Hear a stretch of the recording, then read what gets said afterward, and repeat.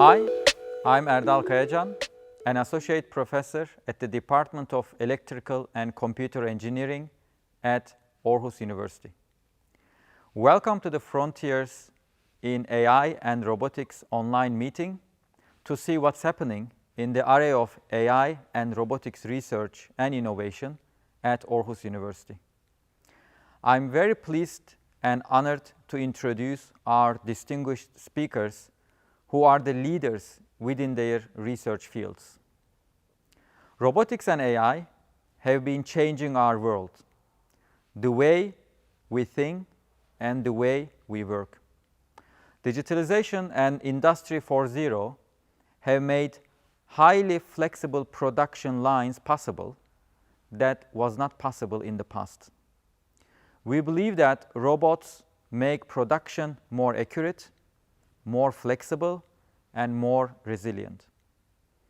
Aarhus University and Aarhus in general is a fantastic place to start and run high-tech companies with good opportunities. According to International Federation of Robotics, a non-profit organization in Germany, the annual global robotics turnover is $50 billion. Their last published report says Singapore and Republic of Korea have the highest robot density, which is defined as robots installed per employees in a country. Denmark ranks number 6 in the world according to this criterion, which is amazing. COVID-19 was unfortunate for the whole world in 2020. However, it has been a digitalization booster because we have been aware of the importance of increased demand in new online applications. Adaptation is the new normal with the help of digitalization and AI. According to a recently published report by the Danish Academy of Technical Sciences, Denmark's high-tech companies employ more than 300,000 full-time employees. In total, 2,363 high-tech companies contribute to 16% of Danish GDP and 40% of Denmark's total exports. I believe this data shows Denmark is a knowledge-based, innovative economy. In the central Jutland region, there are 456 high-tech companies that employ 61,000 people. Therefore, Aarhus University plays an important role in the development of central Jutland as a strong knowledge-based region. As you might have noticed, AI surrounds us. AI is everywhere, such as in our mobile phones, social media channels, financial markets, and so on. At Aarhus University, we are pushing the boundaries of AI and creativity. In today's fast-moving world, there is a fascinating scientific and technological revolution in the robotics and AI area. We are aware of the fact that being one of the leading universities in Denmark, we are also responsible to participate in the digital transformation of Danish industry by offering them new knowledge and innovation. Before we start our amazing presentations, now it's my pleasure to give the floor to our Vice Dean, Brian Winter, who will share his view about robotics and AI at Aarhus University. Welcome to Aarhus University and this online update on the frontiers of AI and robotics. AI and robotics are two words that have changed the world of the 21st century, pioneering technologies that have profoundly changed the way we are constantly changing our everyday lives, our industries and our societies, and which will become even more important in the future. And at the same time, technologies that are evolving at an exponential speed and where today's state-of-the-art is tomorrow's standard. Smart manufacturing, powered by artificial intelligence and robotics, is a game changer for academia and industry indeed. Actually, it's a changer for the whole world. Today, it's no longer sufficient to design robotic systems that are able to repeat simple tasks in a repetitive manner. We aim instead for smart systems that learn and interact with the environment, collaborate with people, objects and other systems, and plan their own actions and tasks accurately and completely autonomously. True AI, that's coming all right. The future is change, and change is placing unprecedented demands on engineering universities, on research and development of these breakthrough technologies, on teaching a new generation of engineers about these opportunities of the future. Aarhus University has already invested massively into this research and will continue to do so. We believe that the future is technology and that the foundations for a sustainable tomorrow are rooted in innovative technology that not only benefits individuals, industry or society, but everyone. Now, I will pass the word to a number of distinguished speakers, all world-leading researchers in their specific field, who will dive into the present and future of these revolutionary digital technologies and present to you the frontiers of AI and robotics. Do you know that quadrotors can now match the speed of racing cars? Drones need efficient AI algorithms to execute their tasks as fast as possible. This technology can be transferred to many domains. One of those is search and rescue operations. In the first keynote talk, Professor Kayacan will outline the challenges and opportunities of fast and agile flights for drones. Hi, I'm Erdal Kayacan. Thanks a lot, Michal and Olaya, for the kind introduction. Today, I will talk about fast and agile aerial robots for search and rescue operations. And this research is the outcome of our research activities at Air Lab at Aarhus University. Any robotic system has the following parts, which are control, perception, and planning. Human beings move with the similar blocks as well. For instance, when we go into a dark room, the first thing we have to do is to switch on the lights. This is for our perception system because we have our own eyes. And then we make a plan where we can walk through. We want to avoid obstacles. This is the planning part, and this is done by our brain. And the last is execute the task, which is done with our muscles, and this is also controlled by our brain. So the autonomous systems, including robots, they move with a similar logic. But in the recent years, there is the advancements of artificial intelligence and computation power for the robots. Then we have an outer loop. In our outer loop, there is one block which is called learn. So we want our robots to learn from their background and from their environment. And there is the second block, which is understand. So we want them to understand their environment. The third block is interact. We want them to interact with their environment. And the last is to adapt. So we want our robots to adapt to their environment. And recent AI methods, including deep neural networks, help us to execute these tasks in the outer loop.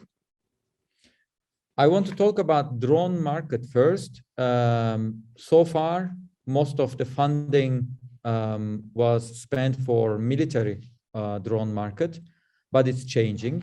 So day by day, we are seeing more and more consumer and commercial drone applications.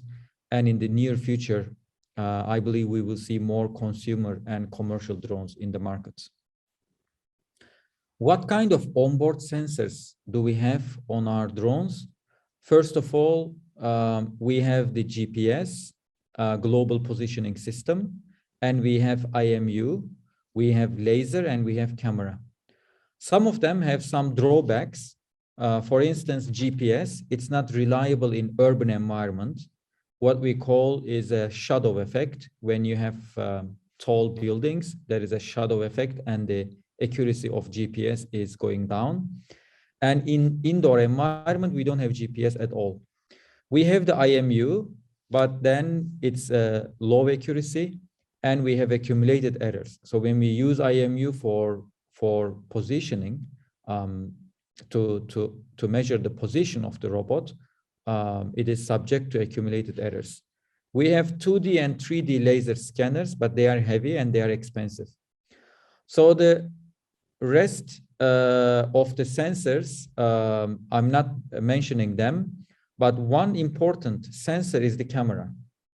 So the cameras don't have these drawbacks. They are reliable in indoor and outdoor environment. They don't consume lots of energy. They are accurate enough and they are cost effective.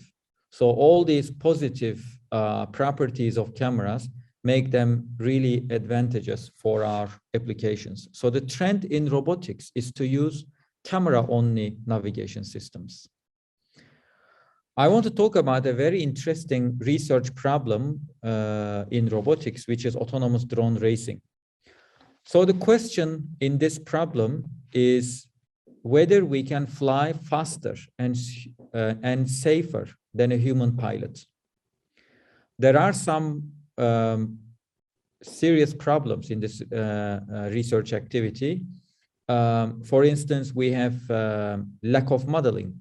So when the drones move really fast, their dynamic models are subject to some internal and external noises and uncertainties, and there is lack of modeling. The second problem is since they are flying so fast, we have to reduce the latencies.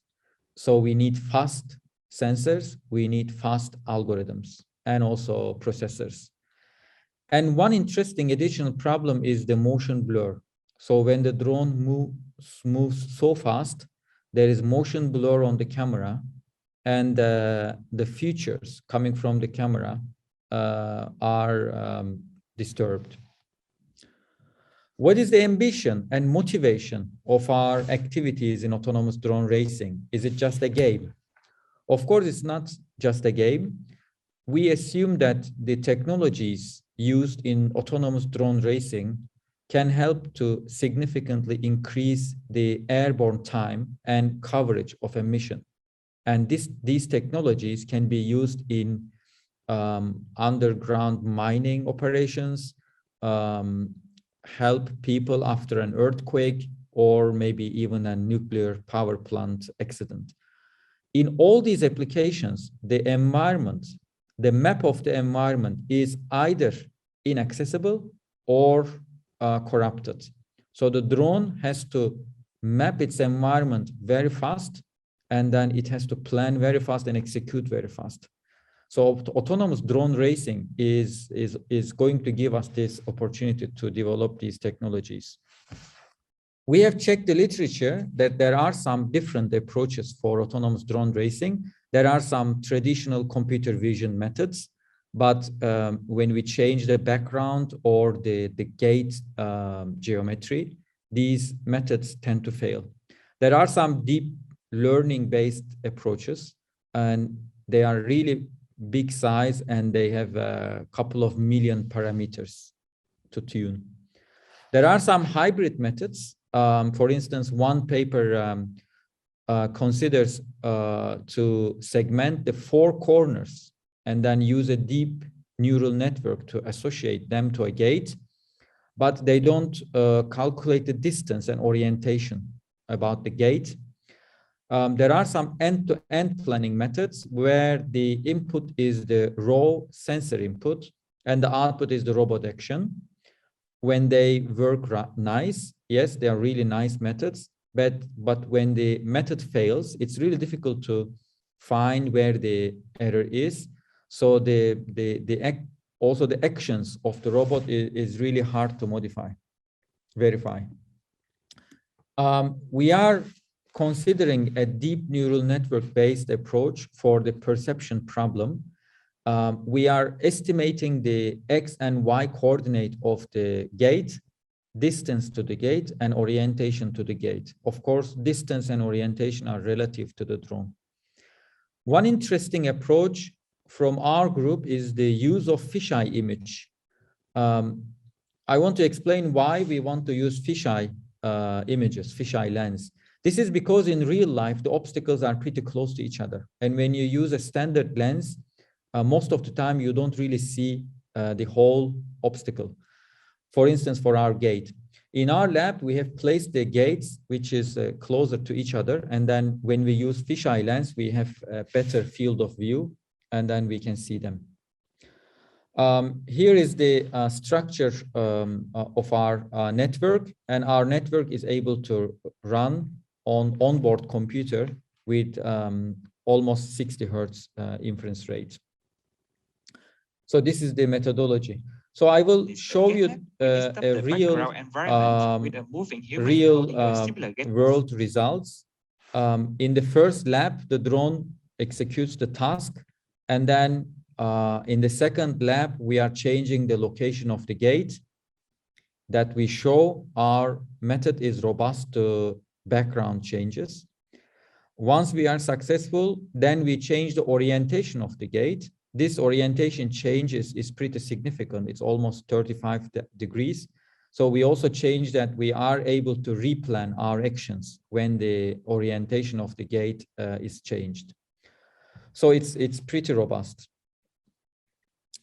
We have also evaluated the robustness of the method. When we change the location of the gate, the accuracy is not disturbed at all. But when we change the orientation of the gate, the accuracy is going down. This is pretty expected, I think, because when we change the orientation of the gate to 90 degrees, nothing is visible on the gate. And when you make it, let's say, 45 degrees, you can see only half of the pixels on the screen. Of course, there are some methods to increase the accuracy of the methods. So yes, this was a short summary from our autonomous drone racing research activities, and thanks a lot for your time. Powerline inspection is dangerous for human workers. Drones can be a cost-effective solution to reduce the accident risk in powerline inspection. We believe that they will play a vital role in the future. Professor Jacobsen will talk about how drones can help in powerline inspection tasks. Hello, my name is Rune Hylsberg Jacobsen. I'm associate professor at Aarhus University in Denmark. I work with the Department of Electrical and Computer Engineering. I would like to give you a brief insight into an appealing application of autonomous swarming drones for powerline inspection. We work with this use case in the Innovation Fund project, Drones for Energy. The first question to ask is, why are powerline inspections of interest for drones? For instance, it turns out the fallen powerline cables may cause wildfire from down conductors or conductors in contact with vegetation. In Texas alone, more than 4,000 incidences of fire have been caused by broken power lines during the past 3.5 years. Because of the safety concerns, many countries, including Denmark, have regulations that demands continuous inspection of power lines infrastructure. Current state of practice involves flying a camera team in a helicopter alongside with the power lines or manually climbing on the cables. These operations are costly and pose high risk to the inspection team. Attempts have been made to offer mobile robots to drive on the cables. Such robot needs to be attached to the power lines and manually shifted from one segment of line between two pylons to the next segment. Our vision is to provide a team of autonomous inspection drones that would live on the cables, continuously inspecting, detecting faults, and reporting to the operating organization. To enable this continuous operation, drones will harvest energy from the power lines using inductive coupling. We implement a gripping mechanism that where the drone can grab onto the cable and harvest. We deploy a team of autonomous collaborating drones for the inspection. Drones form a wireless mesh network to be able to exchange motion strategies, dynamically allocate tasks, and share data. To monitor the inspection mission continuously, we use long-range radio communication for control and telemetry of individual drones. Cloud services are provided. They provide information services to the team and act also as a repository for the inspection images. Examples of the faults that we are looking for are corrosion, loose threads, broken dampers, deformation in the infrastructure such as the pylons. This may be a farming machine that have crashed into the pylon, for instance, or we look for broken insulators. These can be detected by using deep learning networks and unsupervised learnings.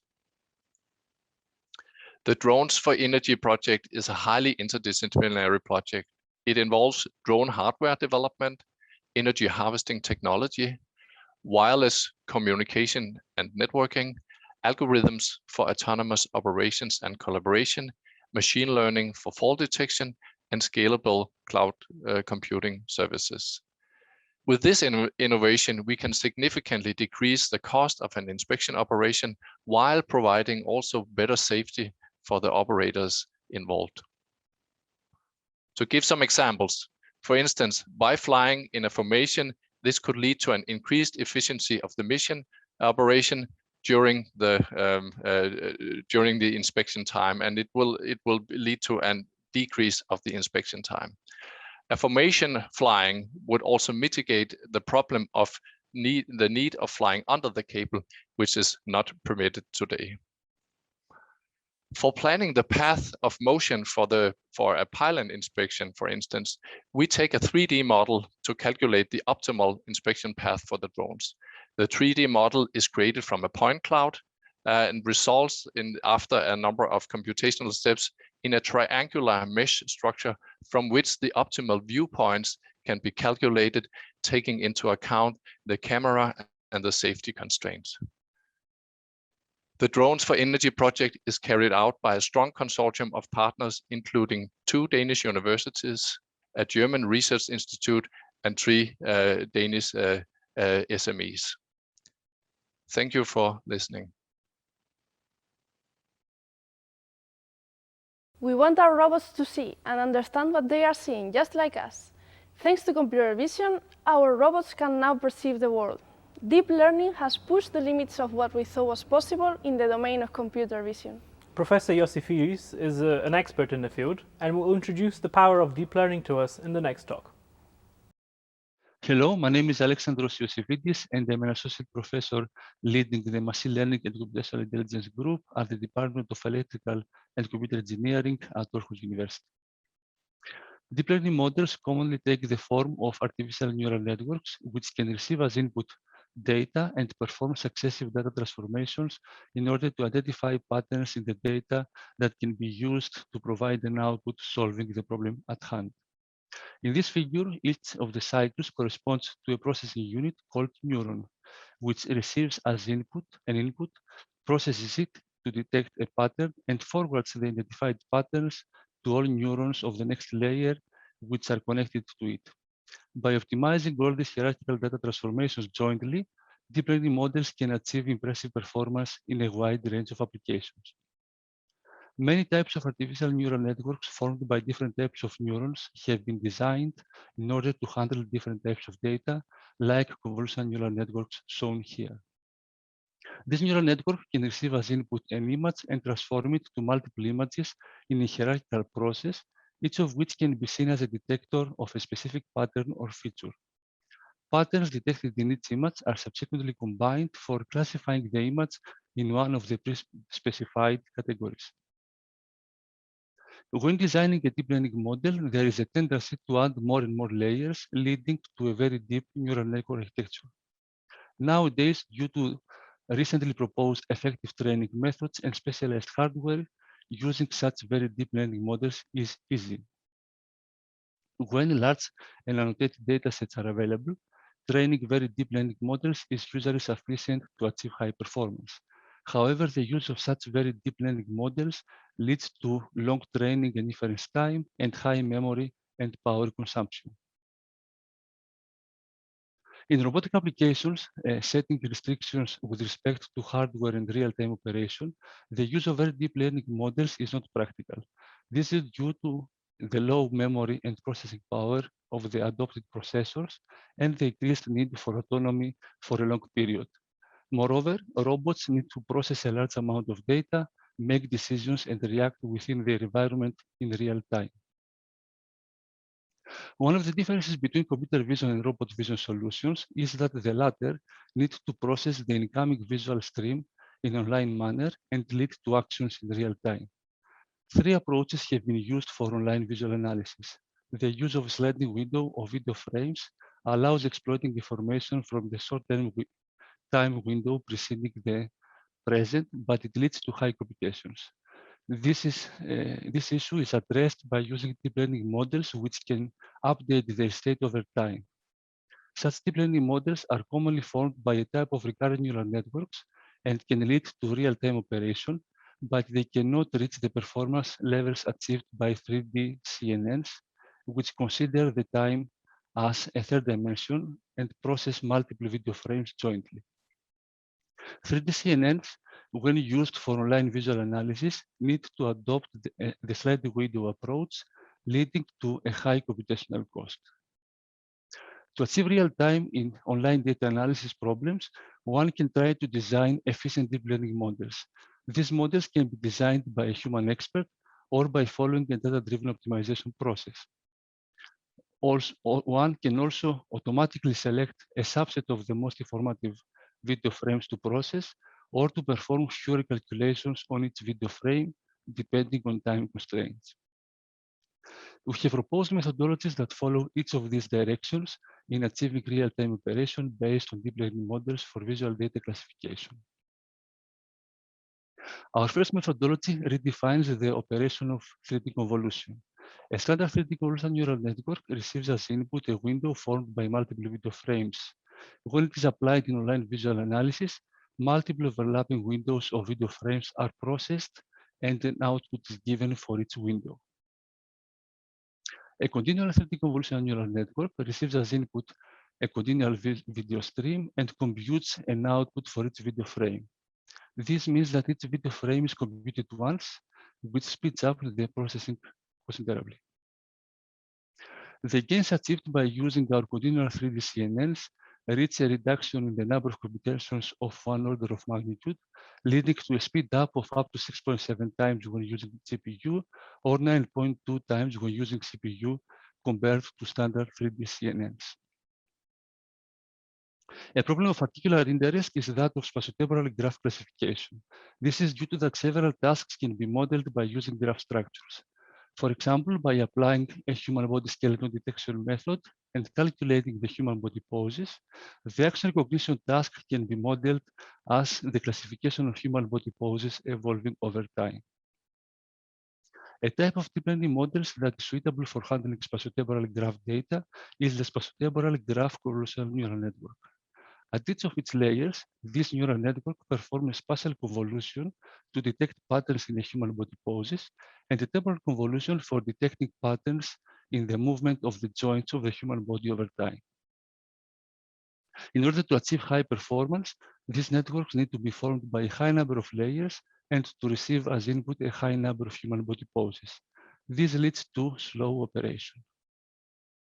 To speed up the calculations, we proposed a method for automatically selecting the most informative body skeletons based on a new temporal attention mechanism. This leads to a reduction of the computations needed to classify an action by a factor of more than 2.9 while achieving very similar performance. To further reduce the number of computations and increase the processing speed, we proposed a method which automatically determines the topology of the neural network following a data-driven optimization approach. Using our method, compact neural networks are designed which lead to high performance, low number of computations, and increased classification speed. Finally, when time restrictions do not allow us to perform all the calculations needed to provide an output by the deep learning model, one can add early exit branches in the intermediate layers of the neural network topology. The performance achieved by using such early exits depends on the type of the exit used and the way it is trained. We proposed a new type of exit that is based on visual transformers. One of the properties of transformer layers is that their outputs are computed by considering the global information of their input. This makes them suitable for achieving high performance when they are used earlier in the neural network topology and in tasks where the result needs to consider the entire input image. Such a task is the task of audiovisual crowd counting, in which the network is asked to provide an estimate of the number of people appearing in a video frame, considering also the ambient audio information. As a conclusion, we can say that the adoption of high-performing deep learning models in solving tasks like those found in robotics requires the design and effective training of efficient deep learning models. We have been working in this direction and proposed efficient solutions for online visual streams classification. Thank you very much for your attention. Do you know why the world seems blurry out the window of a high-speed train? This is due to motion blur in our eyes. Cameras experience similar challenges as well. When we fly too fast with a drone, motion blur can cause our algorithms to fail. Can event-based cameras and event-based networks be a solution to this problem? Professor Moradi will talk about neuromorphic technology. Hello, everyone. My name is Farshad Moradi, and I'm an associate professor here at Aarhus University, Department of Electrical and Computer Engineering. And what I'm going to present is about event-based sensing and processing. Mainly I will focus on neuromorphic computing. So today we see a lot of autonomous devices around us. So you can see some examples that we are talking about smart robots. We're talking about automation or self-driving cars, and also self-driving or drones that can record, monitor, and then process the data. And what is important here for all these devices that we see around ourselves is to have a high performance, to be able to do real-time processing when they're receiving data. They process at the same time without probably even sending the data to cloud, or not only for data collection, but also making a sense out of data on processor. They need to have a high speed with minimum latency. And what is important here also is, since computing, it takes a lot of power, so it's quite important to have a low power processing, because mainly these devices are battery operated, and we want to have a long battery lifetime. Another thing that is quite important for all these processors or all these devices that are able to adapt themselves to environment. They learn things, and they can adjust based on the environment and they are. So today we have a lot of processing, normal processing, but also people have been thinking of machine learning, where they get the digital data and then they process this digital data, but in reality they are not like our brain. But there are new generations of neural networks where the processing is not based on digital signal processing. In general, these devices or these neural networks are working based on spiking neural networks, so similar to the brain, where the data is communicated through spikes. And so when we have an input data, we convert it to spikes, and if it's already a spikes, that definitely is more beneficial. Then these data are given to this neural network that we have. We have different activation function or different types of neuron implementation, so which can be leak integrated fire, leaky fire, and Izhikevich and other types of neurons. And then they can generate spike trains at the output, which gives us an idea if what pattern we are looking at, or if we can classify the input data correctly. And what is another thing that's important here is that the synoptic weights. These can be generally implemented using a digital kind of way or analog way or other types of devices. Will receive this data, they multiply by the weights, or the weights adjusted based on whatever learning mechanism, and then they're given to a neuron based on whatever complexity that we have in the network, and then and the output data will be a spike trains. What is important here to have in mind that these systems in general, they can adapt themselves to the inputs, and all learning happens on chip. So it will be an online learning, not on cloud. If we compare ANNs with SNNs in general, there is the main problem with ANNs. They have a very high power consumption, so they are not biologically plausible. So they're not like brain inspired, and so they are implemented in current hardware like GPUs, CPUs, and so on, meaning that. So they're not energy efficient. So there is no dedicated hardware to this ANN. So that's a problem. But if you look at SNNs, so this is not the case. So we are spike-based signal processing. They are asynchronous kind of processing. What we can have, they are able to implement on FPGA, DSP, and so on.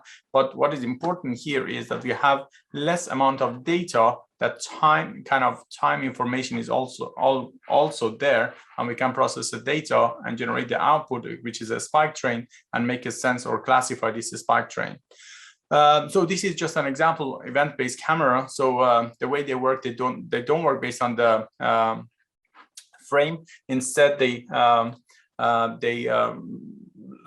assuming that we have recording. So based on the pixel change, then you will see an event. So they are event-based. So the advantage of this is that they generate a spike directly from these cameras. And then the good thing about the spiking neural network is that that can be interfaced directly with this spike train that we are getting, meaning that we can make a sense of the data. They have a very high dynamic range, higher resolution in time, and then less memory needed because we have less number of data.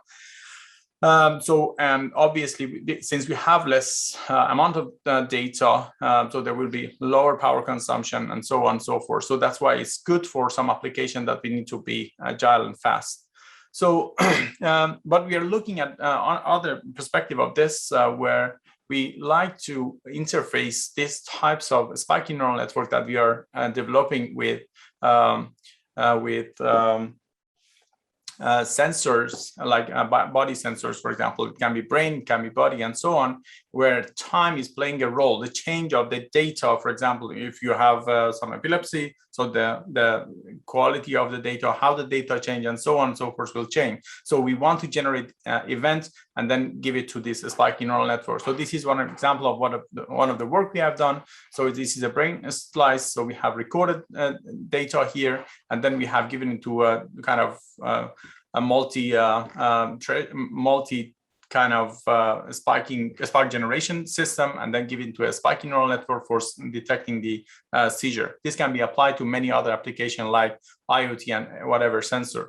The implementation can be digital or analog. So digital implementation are mainly like this Loihi system from Intel and other, let's say, companies are working on this, but it can be also analog. So what we are trying to do is, for example, you see this is one of our chip. We are trying to implement everything in analog and then interface it with the sensor coming from the brain. If we make a brain-inspired chip that works with brain the same way that brain works, with this kind of same frequency and so on and so forth, so we believe that we can make better sense of the data that we are receiving. So in general, event-based sensors data can be directly fed into SNN. So this is a very good advantage. Device with more biologically plausible features are needed. So we are working on different types of devices that mimic the brain better. For signal with the spatial temporal information, SNNs are useful, like EEG signal, local field potential, and so on. Digital SNN are not benefiting much from a spike-based approach. And analog implementation of SNN is way to go for biological approach. Mixed signal implementation can be an option for an optimized solution. So we have several PhD positions. If you are interested to work with us, just contact me. Thank you. We are now experiencing the fourth industrial revolution, also called Industry 4.0, thanks to the digital transformation of the production and manufacturing. In this revolution, digital twins play one of the main roles. In this talk, Professor Larsen will show us his insight into the use of digital twins with robotic systems.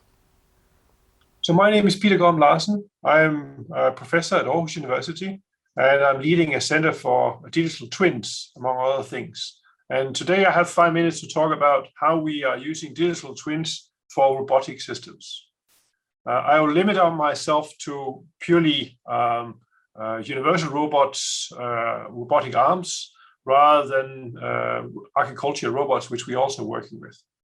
But essentially, a digital twin is a matter of having a physical twin, a real robot, and a digital representation of the same thing, where we can actually do visualization, we can try out what-if scenarios and try to monitor safety things, for example, doing predictive maintenance. We're going to take over real-time data, and we have the ability to potentially reconfigure the physical twin. The one we are using is standing and having 6 joints. It can take 5 kilos payload, and it's standing physically in sky view. Now, what we would like to be able to do is to predict the current at each joint of this universal robot. So you have physical laws for doing these things, and this is a dynamic model in order to be able to predict the power at each joint. And this depends upon the mass that we have, the center of mass, position, and all of this. So some rather complex laws for these when you have 6 joints put together like this. The way this is carried out is doing what's called parameter estimation. That's kind of the estimation part is happening at the top, similar to what I showed you before, to do identification of the actual system. And then there's a validation component where you try to take the identified model and try to validate it against what you actually have measured for each of the joints. We have made a couple of open source packages, one called UR Interface Tool, which is building on top of UR, Universal Robots' existing tools, but giving you an ability to do this. And we have another tool that's called AURT, which is essentially doing real-time estimation things and calibration possibilities. So what we are doing here first is trying to show how we gather data. The data here is, the robot is being put to do different movements. And essentially, we are trying to gather the data first, real time, and that's what you're seeing at the bottom. This data is then subsequently used for doing calibration. So essentially, we have the curves that are with like red, green, blue kind of things are the real measured things, and the dotted lines are the estimated versions. And there's a calibration phase and a validation phase. So we can, for example, use this for visualizing. So what you see here is a version of the physical twin and a version inside the digital twin where we are using the estimations that have been predicted in the past. So this is used to be able to actually also take into account what weight is at the outermost leg of the universal robot arm. The future work we are we're expecting to have here is to be able to generate trajectories for calibration on a different kind of constraints in order to also avoid objects coming near to the robot so they can be giving collisions. And then do online payload estimation and self-adaptation. So real-time try to optimize the trajectory with respect to the payload, and then combining real robots with what I'll call virtually simulated robots, such that you can see if you have collisions in the virtual setting without having to risk that they really have collisions and do any kind of damage to each other. So that's essentially what I wanted to say. This is carried out by a team of people. It's not me. I'm far away from these things. The main work here have been carried out by Emil, Daniela, and Claudio. And this is the team that is supporting a number of projects. So these are the current research projects in the section that I'm leading at the moment. And a lot of those are related to digital twins, not all to robotics, but many of them include robotic elements for different kind of companies doing these kind of things. So that's what I wanted to say for today. Have a nice day.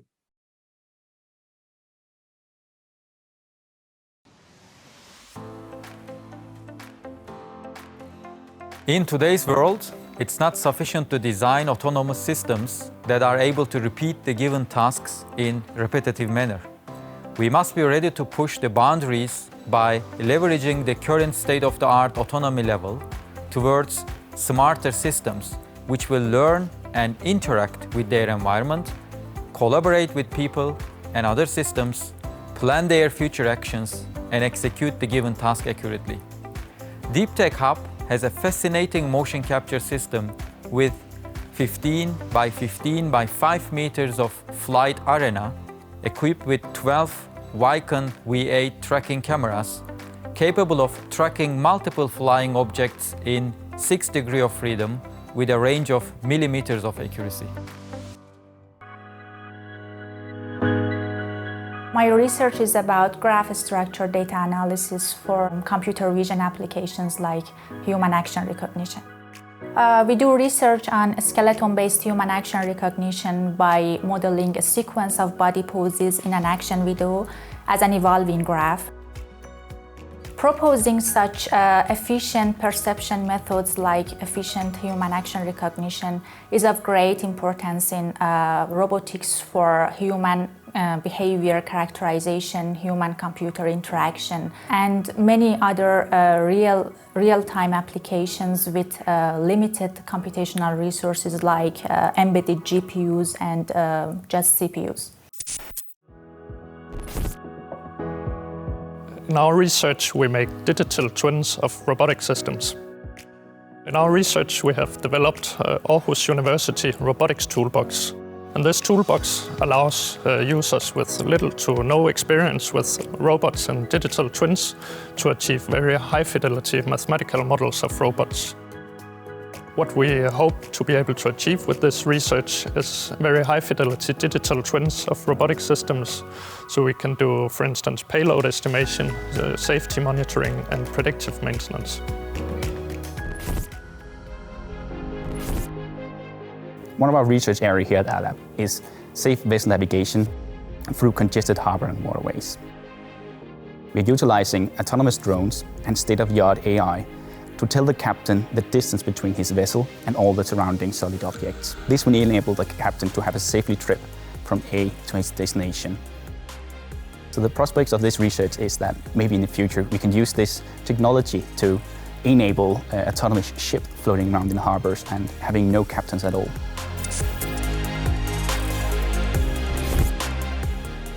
In AirLab, we designed the autonomous surveillance systems for the monitoring of traffic patterns. We try to meet artificial intelligence with drones to learn anomalies in an autonomous way and to notify human operators in case of any abnormalities. Our ultimate goal is to learn anomalies in a fully autonomous way and to eliminate any mistakes caused of human factors and to improve the safety of society. The research here is mainly about the application of mobile manipulator in a factory, and it's mainly about the force control and the computer vision part. For now, we apply the AI, enable the robot to detect the feature of the humans of the working stations to keep the safety. In the future, I think the mobile robot can work as a co-worker in a factory, so they can improve the working efficiency of the whole factory. Isn't it fascinating to imagine robots with social skills, or even social intelligence? Now we can step away from the very technical engineering details for a while and try to see the impact of robotics at both socio-cultural and socio-economic levels. Professor Sift will talk about human-computer interaction and integrative social robotics. Thank you. Wonderful. Great. Well, thank you so much for inviting me to this exciting event here. My name is Johanna Sift. I work in the research unit for robophilosophy and integrative social robotics. Let me begin with a couple of painful images. These are scenarios that engineers are excellently trained to address. These are malfunctions and failures that have to do with physics and ultimately, perhaps, in the second case, biology. But once robots enter public space, failure takes on the dimension, in fact, increases by several degrees of magnitude. That the robot here fell into the fountain means much more than just a malfunction of the sensors or a safety hazard once the robot performs a social role. So it is actually the police that, for the bystanders, appeared to be clumsy or outright stupid. We are addressing, have been for the last 10 years, in observing the development in social robotics as philosophers, anthropologists, psychologists, neuroscientists, and so on. You will see the full scope of disciplines in a moment. We have been addressing a core problem that we perceive as follows. When the robots enter public space, they enter the physical and symbolic space of human social interaction. Safety issues are just the tip of the iceberg. Social reality, the symbolic space of human interaction, is the most complex domain we know. There are many dimensions of parameters and only weak dependencies amongst them. So social robotics requires interdisciplinary collaboration. This becomes particularly clear when robots not only shall move in public space, but shall perform more complex social interactions. Fortunately, the predictions of robotics in 2017 were a little too optimistic, since in the meantime, a group of highly perceptive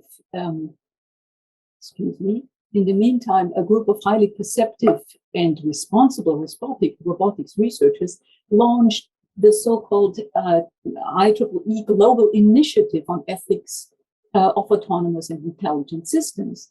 And that's a group of researchers, interdisciplinary researchers, working towards new standards for the inclusion of humanities expertise and all sorts of expertise about social reality. As almost 20 years of HRI, human-robot interaction research, have shown, social robots are no longer tools. They are designed to affect the human social brain, pre-conscious mechanisms of social cognition, from motor resonance that we use in imitation learning to the mechanisms of joint attention, such as gaze cueing or mental state inference. Moreover, social robots elicit feelings of affection and empathy, inclining people immediately to treat them as social others with certain moral rights. There's not only the unexpected strong attachment that we see in human-robot interaction, but also unexpected aggression, or simply another type of failure that has to do with the lack of attention to social practices. So Denmark has a beautiful case of wasting 40 million crowns on a type of feeding robot that is not used in any of the Danish communes, according to my latest information, simply because social practices were not sufficiently taken into account. Roboticists, from our experience, tend to underestimate what we call the association problem, the linkages between sociality, emotionality, and moral freedom. The simulation of social agency requires the simulation of emotional connectedness, which in turn inclines people to recognize robots as moral patients or even as moral agents. And that repositions the notion or the conception of freedom in the complex fabric of social reality. The effects of this can be gauged by looking back at the effects that the social media algorithms have had on political security. So social robotics, we claim, needs a special RD&D paradigm, one that integrates, among others, humanities' expertise about social reality, the decoding of symbolic spaces, in order to develop culturally sustainable applications. So we are a group of ultimately 30 researchers engaged in various projects. We have been working together for the last 10 years. And as you can see, there's a wide variety of disciplines involved. And we try in our methodological research to convince roboticists to leave behind the old RD&D paradigm that you see here. And let me add here, we're targeting in particular roboticists working on social robotics. So putting robots, those of you who put robots into public spaces or even designed it for social interaction. What happened so far is that the roboticists develop a product that later a policy maker or ethics committee decides on. This, of course, sets up, there's a little bit of interdisciplinary interaction, but not very much. And this sets up the technology development for a strong risk of failure. We are trying to convince roboticists to finally leave behind a simple picture that says we are doing the hard stuff here. Yes, we care about safety issues, but HRI is the soft stuff that comes as a declaration afterwards. And that is, as I tried to convey before with the dimension of failures, ultimately a very imprudent way of approach. The better approach, we claim, is to begin with a multidisciplinary and multi-methodological approach where value inquiry and a careful investigation of conceptions of values and practices of values is included from the very beginning. So in all stages of the RD&D process, stakeholders are involved, but also the expertise of the humanities in understanding the symbolic space is immediately engaged from the very beginning to the end. We work with, in collaboration with Hiroshi Ishiguro. He has provided much inspiration. Next week, he will receive an honorary doctorate from Aarhus University. We have been working on HRI experiments. So this is, besides our methodological work, our more scientific constructional work, where we, for instance, could show that robots are in fact better conflict mediators in certain negotiation situations, in hostile negotiation. We have investigated whether robots can reduce perceptual bias in job interviews using a teleoperated robot.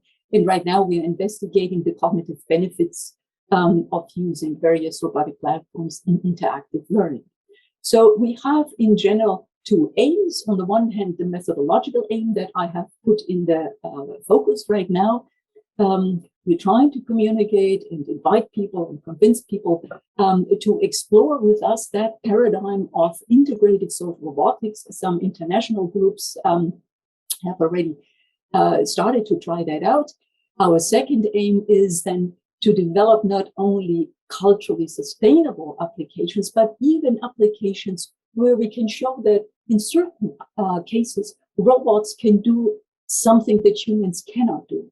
So that is positive social robotics, where the robots actually not only sustain, but even enhance a cultural value.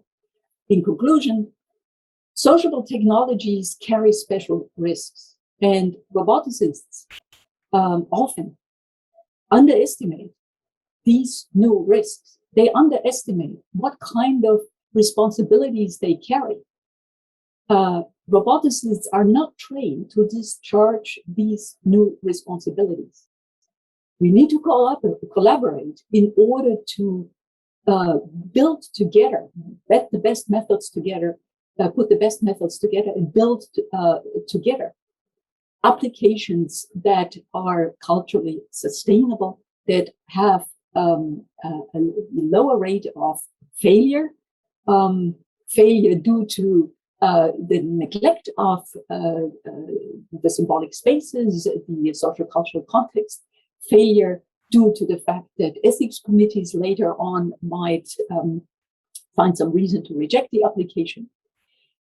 So my strong appeal to you is to please, seeing all the interesting applications that are being developed, let us join our forces. Let us work together in order to create a new paradigm for the development of social robotics applications. Thank you very much. Despite fascinating developments in the last 50 years, manipulation is still intriguing. Microscale automation investigates topics to manufacture smaller and cheaper products at faster rates. Dr. Zhang has developed his career in robotics around all sorts of applications, and today he will introduce us to his research in biomedical and manufacture engineering.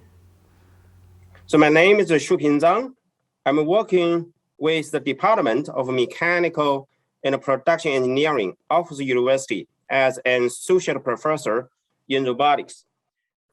My research interest is the design, modeling, and control a robotic system for both macro scale and micro scale robotic manipulation and interaction, with application to manufacturing, biological, and medical engineering. My research efforts consist of 5 research directions as below. In dynamics control, I had 2 industrial PhD student projects collaborating with university robots supported by the Danish Innovation Grant. The first project with university robots is a vibration control of UR robot manipulators using input shipping technology. In this research, the time variant input shipping technology has been established to improve the typical input shipping technology so that is able to significantly reduce the residual vibration of a UR robot as shown in this video. So basically in this project, we work on dynamic modeling and real-time identification of the stiffness and the nonlinear fraction for the harmonic-based joint as shown in this video. And we're also working on the feed-forward, adaptive feed-forward controller design. In dynamics control, we're also working on soft robot manipulators, as shown in the video slide. Active vibration control using piezoelectric material as a sensor actuators, as shown in this video. Also working on the model dynamics and validation of multi-rotor wind turbines, cooperating with Vestas wind systems, as shown in this slide.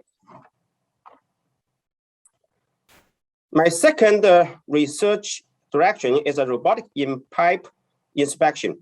In this research, we aim to develop a robot to inspect offshore wells without stopping production.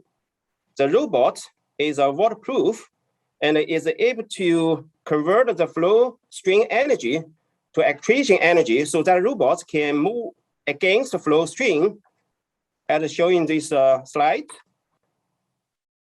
My third research direction is a robotic exoskeleton for rehabilitation. In this research, we aim to develop a robotic system for the treatment and assessment of AIS. It's a kind of spine stenosis. So we focus on the adaptive interaction control between the robotic exoskeleton and the patient, and so that we can achieve the real-time control and the dynamic control for the treatment and assessment based on the impedance control and machine learning technology, as shown in this slide. Currently, my research efforts mainly focus on the fourth direction, robotic manufacturing production.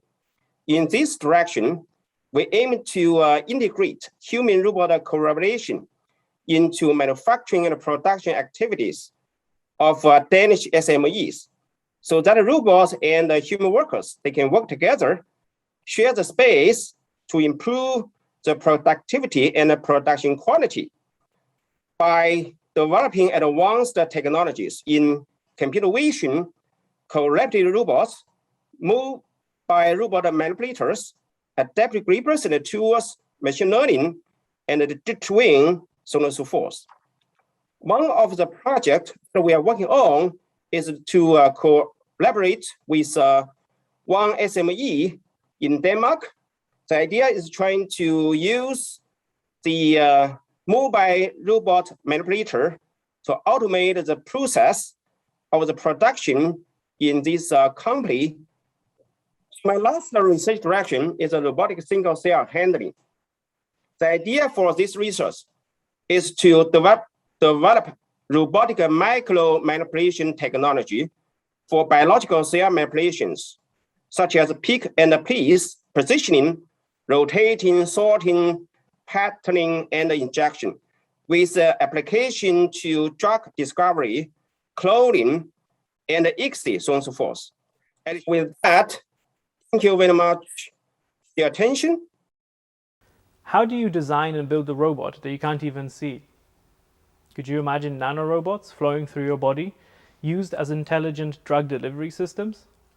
What about an autonomous DNA robot, capable of transporting payloads and targeting cancer cells specifically? Professor Goldhelf will introduce nanoscale robotics and the recent progress. Thank you very much for the introduction. I'm actually very excited to be at a robotic workshop. I've never talked at such before, because I think my talk is going to be quite different from the other talks, because what I'm going to talk about is around 100 million times smaller than a industrial robot.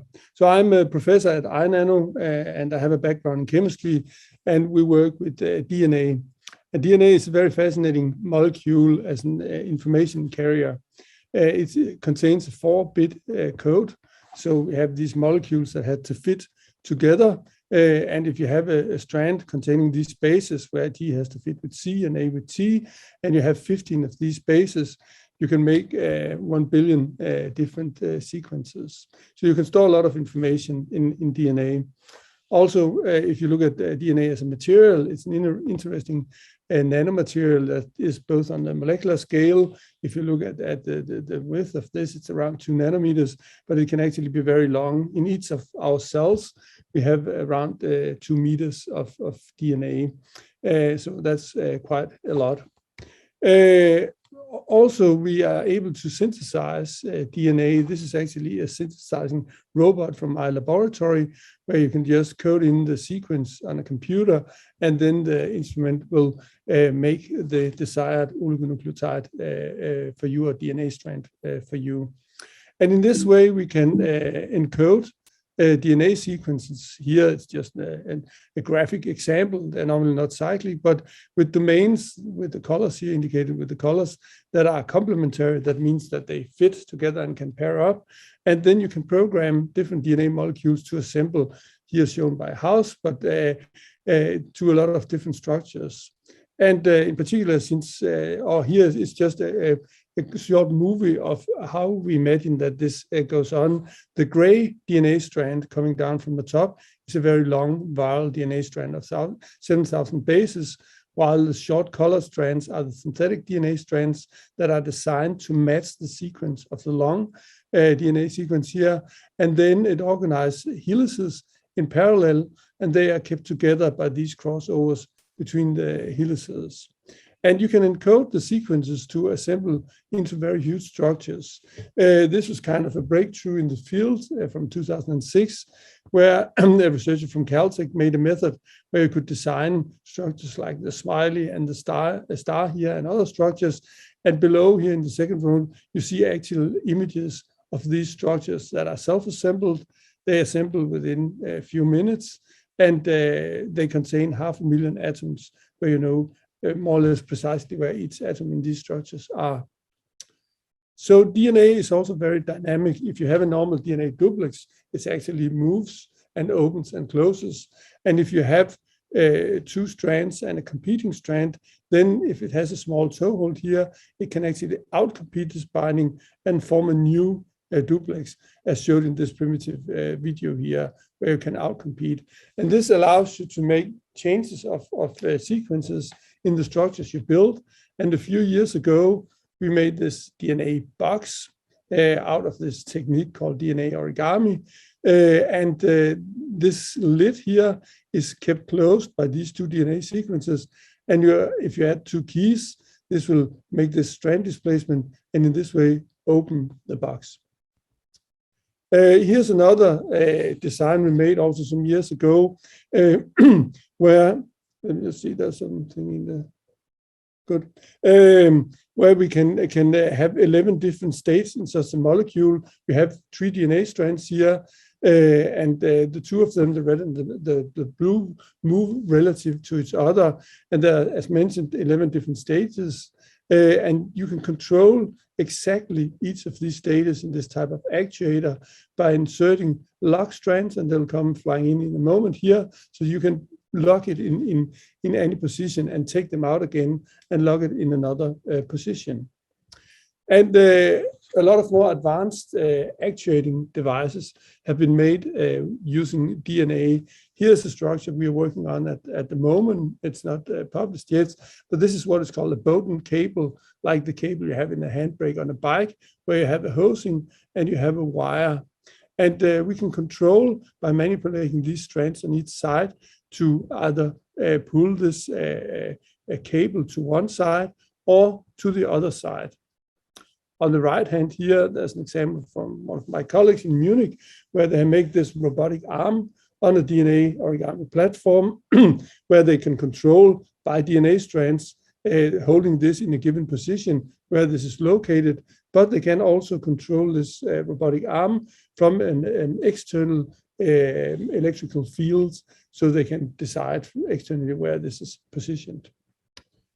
So in addition to actuation, the DNA devices can also sense, and this sensing can be translated into actuation. We have some molecules called aptamers, and this is DNA or RNA structures that can fold into specific folding structures, and this can bind to specific targets. Actually, they are selected for specific targets, so they can recognize, for example, specific proteins on the surface of a cell, but they can also be made to recognize materials and other things.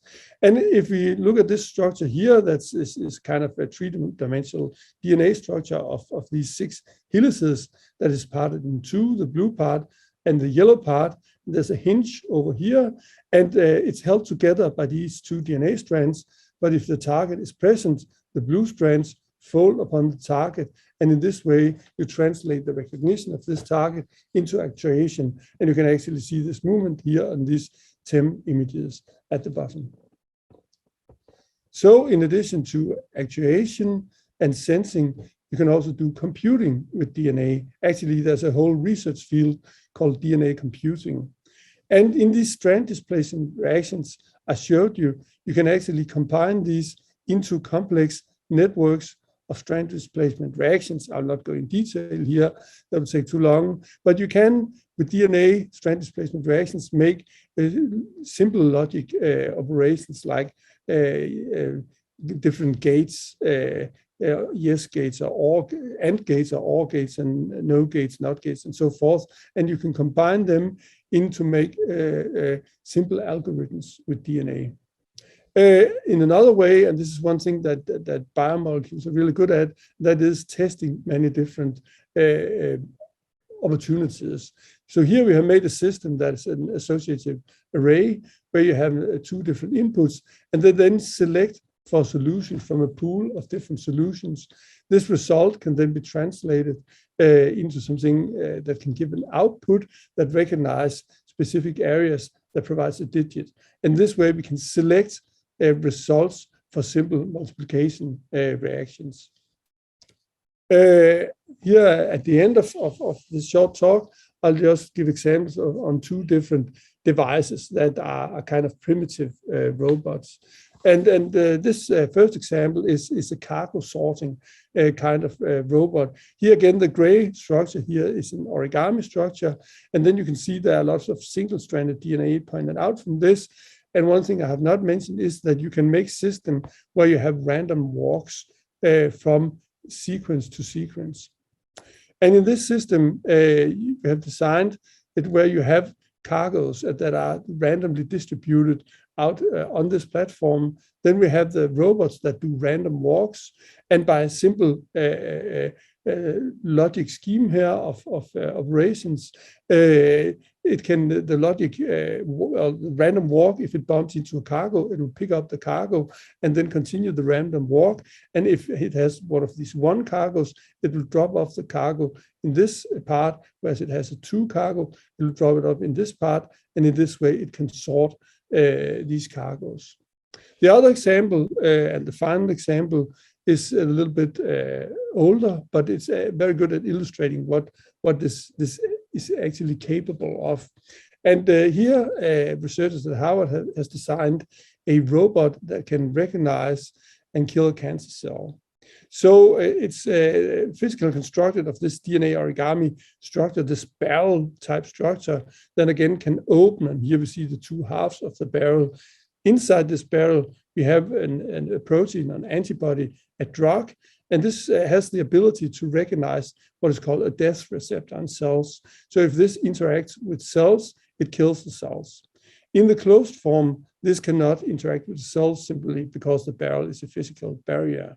Then at the end here, we have two aptamers.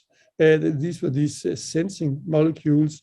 And if they recognize cancer-specific proteins on the cell, they'll unlock, and in this way give access to the drug here, or the protein that will in turn kill the cell. So this has been done on just cells in solution, and there's very far from actually using this to cure cancer. I have to emphasize that. There's a lot of work that has to be done, but this is definitely where this field is moving. And I think where we'll see actual applications of this is in the medical area, where more and more smart drugs are made, not as smart as this, but eventually it will also integrate small algorithms, and fields like synthetic biology is already now using algorithms based on DNA computing for protein expression. Thank you very much for listening. Climate change has been one of the world's most severe environmental problems. We have just seen unexpected floods in Germany and Belgium, and tragic forest fires in Turkey and Greece. Perhaps nature is trying to tell us something. In the next presentation, Professor Norman will show us how drones can help us to listen to what our nature is trying to tell us. So thank you very much for the invitation, and we will now switch to the very big scales. So from the very small nanoscales to the whole globe and large landscapes. We use drones and the sensors mounted on them to try to understand the biodiversity dynamics, so the dynamics of life on Earth. And we use drones because they provide a link between the field-based observations we do as ecologists and biologists with information gathered from satellite sensors. But it's basically the essential for us are not the drones, it's the sensors and the data we get out of these sensors. And overall, we just use we work with two different types of sensors, so LiDAR or point cloud data. So as you see an example here, we mount the LiDAR sensor on the drone and work with this type of data.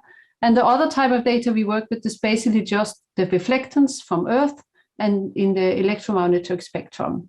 We use different sensors to gain this information. And this type of information we can either combine, or we can work solely with the structure gathered from the point cloud, so we can work with structure and spectra and combination. And what I will present to you today is just 3 small case studies where we have used this data. So one from Denmark out in the Mols landscape, one from a changing Arctic, so the whole Arctic area, and from a field experiment where we try to understand and map biodiversity in Switzerland. So out on Mols, we have used a LiDAR-based sensor to collect a point cloud across the landscape of this species, Cytisus, that you see here in yellow, which is a dominating shrub that are threatening biodiversity in the area. What we're using is we collect this big point cloud with more than 10,000 points per square meter, and then we use machine learning to recognize the individuals of this shrub species in the point cloud. And based on field estimates, we can then map and quantify biomass and how the biomass changes across time. So that provides us the possibility of estimating which areas are increasing in biomass and which areas are decreasing in biomass in this area. So that was the first example. The second example, we use these the same type of data in a biodiversity experiment. So trying to see if we can quantify how many different species, in this case plant species, we find in this experiment. And also quantify the biomass of this more heterogeneous vegetation as we would normally see in agricultural fields. So this experiment have 3 different treatments. There's a treatment of nitrogen, there's a treatment of species richness, and what is also called one component of biodiversity, and there's a treatment of functional composition, which can tell us something about the ecosystem functioning. We have flown over this experiment several times, have quantified different structures based on these structural point clouds. And we then make the different machine learning methods. We can then quantify biomass and the richness and other, in here in green, other estimates of biodiversity and the functional diversity of these grasslands. And what you see here is basically that the explanatory power ranges from about 0.3 to 0.5. So for many of you, this is very low explanatory power. But actually in ecology and in biology, this is rather good, because what we have in nature and in these types of experiments is a huge amount of variation that is really difficult to capture. And we manage reasonable here, but there's still work to do to improve this further. And now to the last example is basically taking you to the Arctic.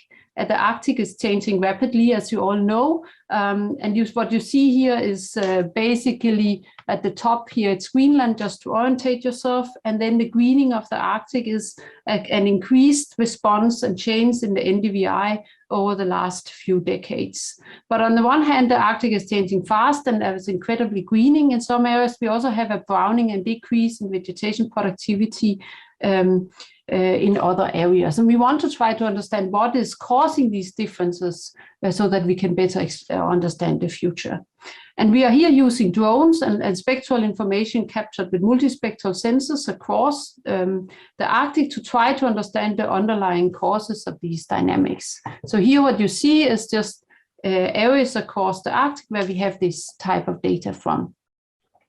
And now we just zoom into one of these areas from Yamal. And in Yamal, the landscapes looks like that. So welcome to the Arctic. It's a very vast and really fascinating landscapes where we have these shrub-dominated patches, as you see in this gray bluish color, and the very yellow-green is top of the plateaus. It's more dominated by grasslands. And here's just an example of one area where we have been flying. Jeff Kirby, which is a postdoc in my group, have been flying with drones. And from this area of such an aerial image of a drone, we can reconstruct the landscape. How does it look like? And we can see that the part of the landscape which is then actually greening is basically we've had rough dynamics and degradation of the landscape. And this is where we in blue here see the increase and the change in greening over the last decades. So here we are using the drones to really try to understand what are causing these broad scale dynamics at the very local scale.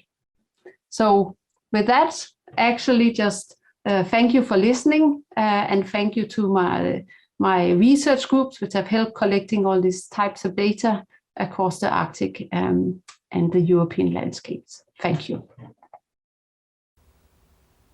Throughout ages, engineers have used nature as inspiration for their designs, as basis for innovation, all in pursuit of perfection. However, the gap between nature and our technology is still significant, and we still need to reach very far. Dr. Esterle will talk about biologically inspired algorithms for robots. My name is Lucas Esterle. I'm the head of the Distributed Computational Intelligence Group, and I'm an associate professor at Aarhus University. Today I'm talking about bio-inspired approaches, and we actually heard a lot about different bio-inspired approaches already, and specifically these are neural networks. And in previous years, I worked with PhDs on neural networks inspired by a very small nematode called C. elegans. And this nematode is very interesting because it only has 302 neurons, and we can actually replicate those networks to achieve certain behavior. But I'm not going to talk about networks. I'm going to talk about a bit different area, and that's multi-robot systems. The reason for this are images like that. So this is a recent image from earlier this year where a young woman was walking her robotic dog in Florida. And I believe that this is becoming a new normal, so to say, a few that we're going to get used to. And I believe that there will be more and more robots in our environment. And I'm quite interested in how we can coordinate those.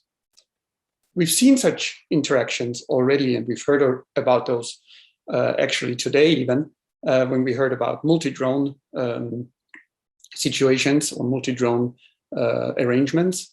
But also when we heard about search and rescue. So this is a search and rescue team with heterogeneous robots, where we have a ground robot and a flying robot. And obviously here, nature is a big inspiration in the coordination of such things, because we can see this in nature quite often, whether this is how ants move around and forage for food, or termites build up their termite hills, birds flocking in formation that looks like they are guided by an invisible hand, or schools of fish that are trying to perturb a predator. Right? And we use this as inspiration to work on coordination of tasks, as well as coordination of movement of different robots and agents. Specifically, over the last years, I worked on ant-inspired approaches with the idea, see that this starts, with the idea that we learn neighborhood relationships among robots. Here our robots are not moving, but they are observing moving objects, the black dot. And the red line indicates their learning behavior. Now what we used here is a pheromone-inspired approach, inspired by ants. And we learn relations as pheromones do. And we can actually unlearn this. So pheromones, our artificial pheromones, evaporate over time. If we see more objects crossing paths among individual robots, the pheromone is reinforced. Now this can be used to greatly reduce communication efforts or assign tasks within a multi-robot setting. Another area we worked on is formation flights. So here we were inspired by the formation of geese. And basically what we did here is we developed a planning algorithm that allowed a set of autonomous agents that started off in an unstructured way to find their position and create a V with its fellow, flying drones, for example. We showed that this is quite, not only quite efficient in terms of planning, but also reduces the energy efforts in flying information. Now, the last bit that is my most recent work is inspired by the feeding behavior of humpback whales. Now, what they do is they form different teams. On the one side, you have a set of humpback whales that swim underneath a fish or grill and blow out bubbles. And this creates a curtain of bubbles that the grill and the fish cannot escape from. Now the second team comes in swooping from underneath and starts feeding on the grill. And that is something that looks pretty much what we have here on the left. And we can use this idea of teams and how they switch between their actual team as an inspiration for our robots. And we showed that such a switch, dynamic switch, during operation actually is quite helpful if we want to do search and tracking. So here in this specific case, we have a problem that's called the multi-object K assignment problem, where multiple robots have to track objects at the same time. And we showed that having the robots taking over different roles and different teams dynamically at runtime has a huge impact on the performance of the entire team. That's already it from my side. That was my 5 minutes. If you have any questions, then I'm very happy to answer them during the Q&A. You're also very welcome to send me an email if you have a question later on. Thank you very much. I want to start the session with a question for you. According to my feeling, the technology on the neuromorphic computing and the machine learning part, it seems to be a little bit separated. Hardware is going on its own way, but still the other networks like deep neural networks, convolutional neural networks, they are still done with respect to some pre-assumptions like clock-based sampling. And then event-based cameras are coming into the picture.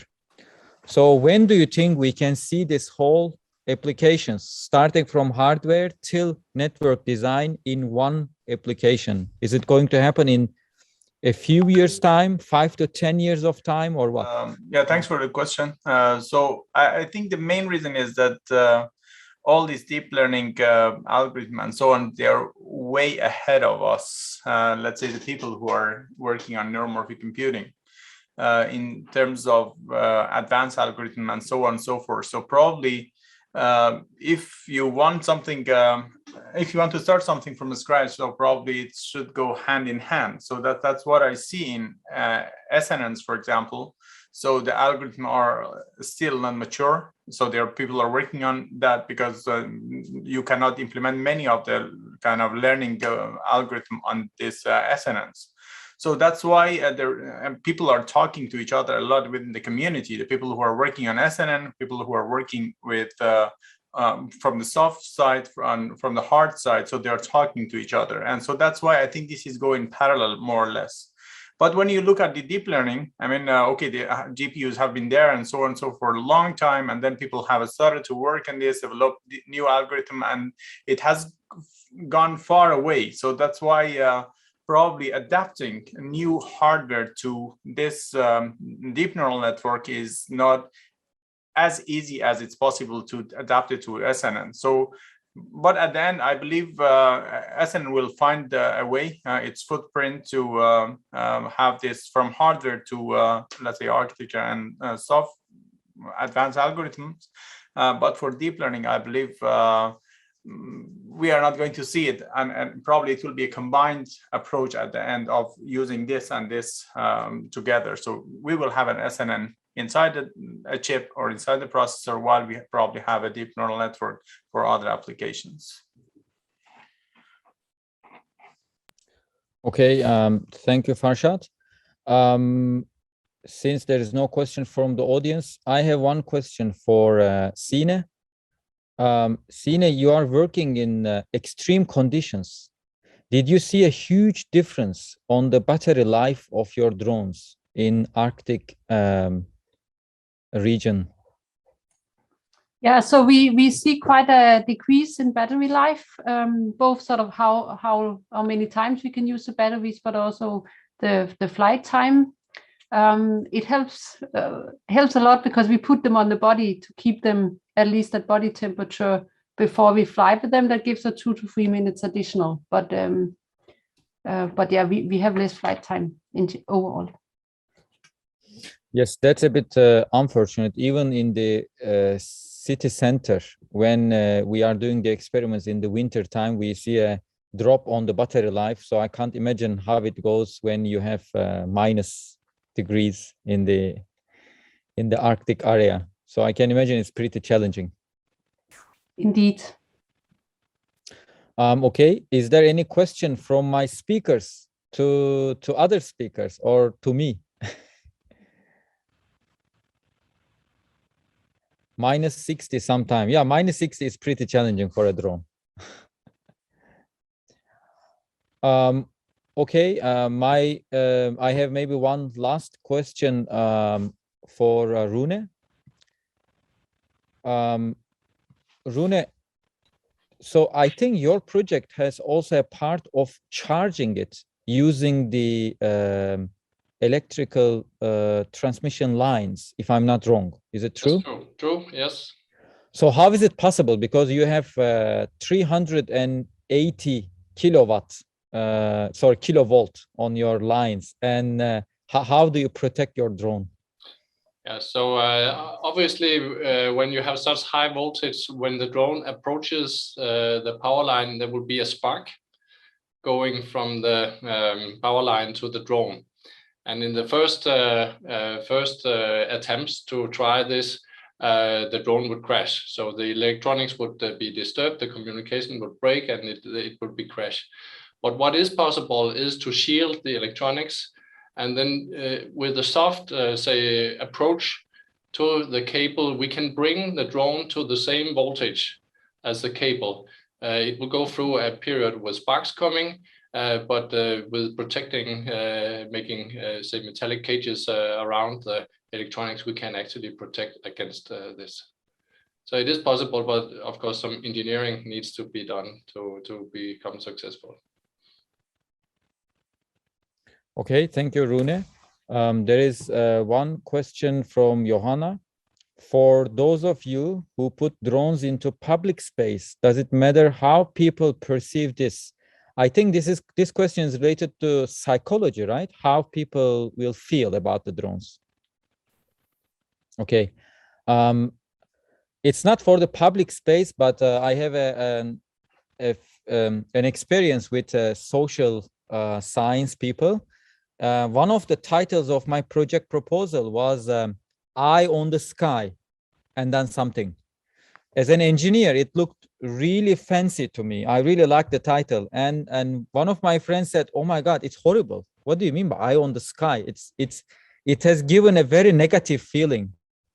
So I think the drones, when I see the drones, it gives me very positive feeling, like because I'm doing research with them. But yes, your question is interesting. Who wants to respond to this? When you use drones in public area, how people react? I don't have an explicit answer, but I'm going to start with my thoughts. I mean, I've written it down.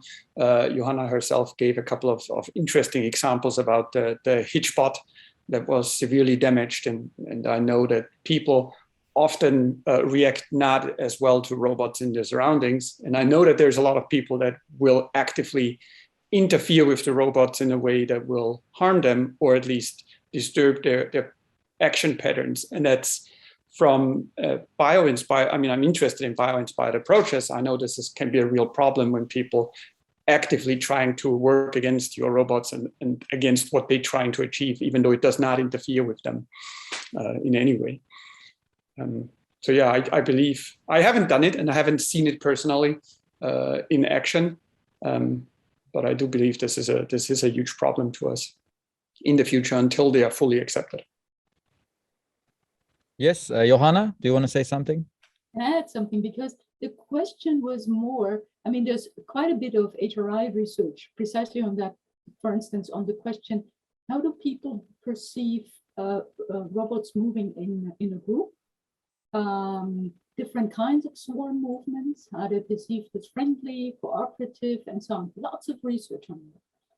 So, and also, how do they perceive different kinds of fly patterns of the drone, right? It's not that any drone is the eye in the sky, but it depends very much on how it moves. So there's lots of research out there. Now, my question to you is, does that matter? I mean, obviously you have so many practical problems to solve and technical problems to solve. I could perfectly understand that it doesn't matter, where you would say, well, you know, that's something for later. But I want to invite you to think about starting on the other end and sort of asking yourself, shouldn't that matter to you at the very beginning? The more you put your technology into society, the more it becomes interactive. Shouldn't you care about people's perception? And given that, of course, you cannot do everything alone, wouldn't it be good if we collaborate more? That's the idea. Yeah, I think definitely we should. But personally, I haven't spent time for this part of the picture. Mm-hmm. But yeah, maybe we should. Okay, so I think the time is up. There's no more question from the audience. So we are now switching to an interesting video, which is a drone race with a skilled manual pilot and with our sophisticated AI algorithms. The human body has mind-blowing skills. A human drone pilot can fly on ultra-high speeds without having any crash with the environment. I'm sure most of you have seen drone races with the complicated paths and crazy speeds that the human pilots can achieve with their drones. Autonomous drones are still far away from those speeds, but now you will see how researchers here at Aarhus University are working on minimizing this gap.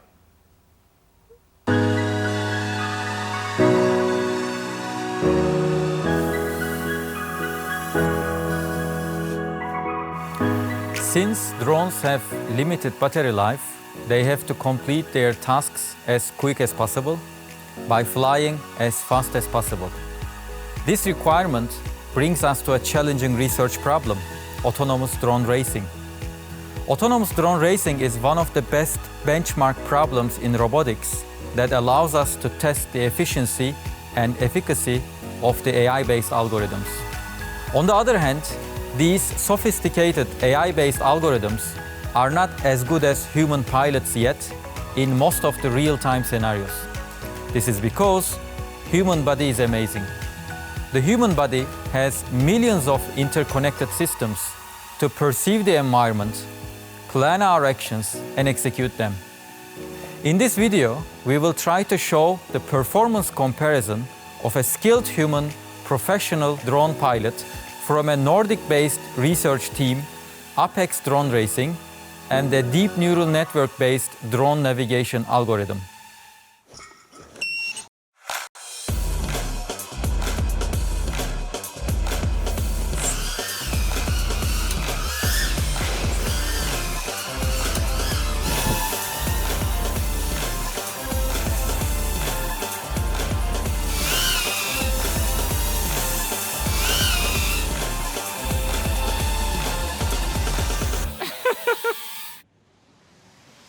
I'm not surprised that my drone is slower than the expert pilot because we are in the early research phase of these problems. As you know, it's generally a challenge for models the quick decision makings of the human and the experiences of the pilot, and also the interactions between hand to eyes interactions of the pilot to the system. So it's a very interesting challenge to address, and we want to bridge that gap and eventually surpass the performance of the human pilot. This drone is built for my research in drone racing, so it's quite specific. We have a light but powerful drones, and there's a minimal set of sensors, but a strong onboard computer system. The challenge is to quickly understand the environment, so perception is a very important task for us. So most of our focus is on the intelligence of the software, and that's makes the difference in robotics nowadays. I think the biggest challenge is in perceptions, where you have to understand the environment, the state of your drones, the context and the situations. They are very important for functioning of the drones. I think the potential is huge. Autonomous drones enable us to do the missions in the place where normally humans is cannot access or is dangerous to do so. For example, search and rescue in collapsed buildings, in underground mines, or even extraterrestrial, for example, Mars. Wow, keep getting faster. I do not think that speed alone is only benchmark, but rather an important benchmark for robotics. There's a growing interest in robotics communities to increase the speed of robots and to increase the pace of the missions. Yeah, so this is, now it's stopped. it's already 3 laps. Okay. So should we start again? As you know, that robot is quite limited by the capacities of batteries. So the faster you can fly, the more you can do and the further you can reach. There's a lot of research carried out at the moment in this field, and there are systems that already fly faster than human professional pilot in some certain conditions. But I expect in 5 years we can eventually fly faster than the human pilot in full autonomy. And I think at some point we can reach to the performance of a superhuman.